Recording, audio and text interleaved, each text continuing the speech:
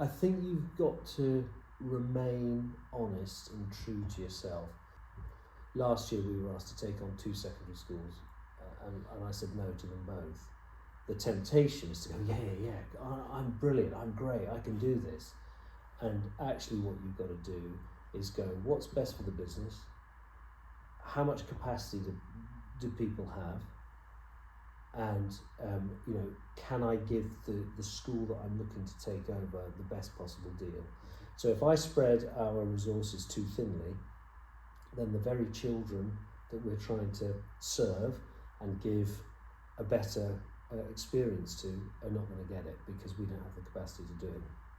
So I think the lesson that I learned was not to be greedy, to be really meticulous about why we were making a decision to do something. Was it in the best interest of everybody? Because it's really tempting to have it in you think, oh my God, look at me, I'm amazing. I'm going to do another school.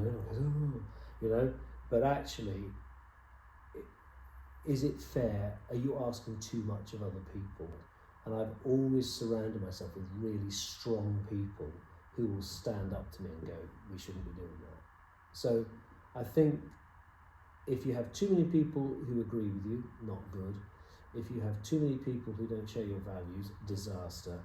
But you've got to be able to police yourself and go, I'm not sure about this. This doesn't smell right, I don't think we should do it.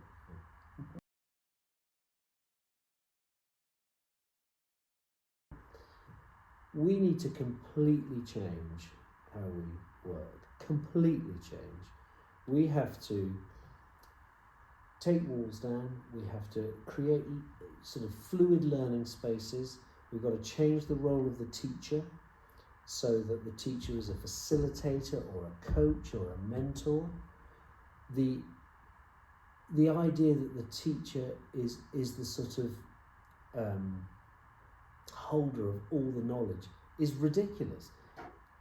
We have a curriculum and we teach the same curriculum to set 1 as we do set 5. Surely we've got to be much more fluid and allow people to work and learn at their own rate. So I reckon everybody has got to have their own device. In the whole country, everybody's got to have their own device. Every piece of learning has to be customised to the individual. And every bit of feedback has to be customised to the individual. What we've arrived at is a society where it's okay, just think about this, it's okay that a third of children leave school at 16 without the necessary qualifications. And we think that's okay. We are consigning a third of our young people to, unless they're really lucky like I was, to menial jobs. Those jobs aren't going to exist. They are going. And so we have to start thinking differently about what we're doing with young people, how we're educating young people, and how we're going to change the mindset of the workforce, because it's flipping difficult.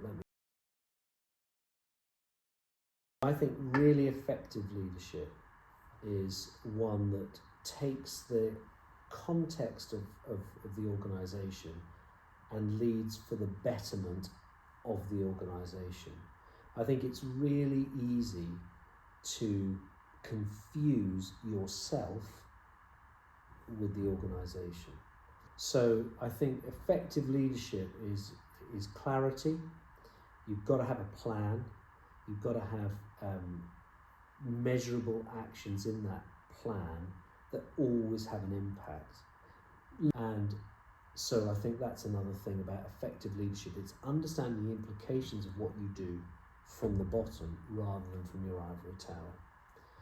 And I think the third is you have to be even. The best bit of advice I would give you is look and see how people lead and have a mental note and say, I would do that. Oh, I'm not sure I would do that. And I've done that all the way through my career. I've watched people about how they lead. And, I don't get it right all the time. Trust me, I don't get it right. But I'm surrounded by people who are pretty quick to point out when I do get it wrong. And I've learnt an awful lot from how people behave.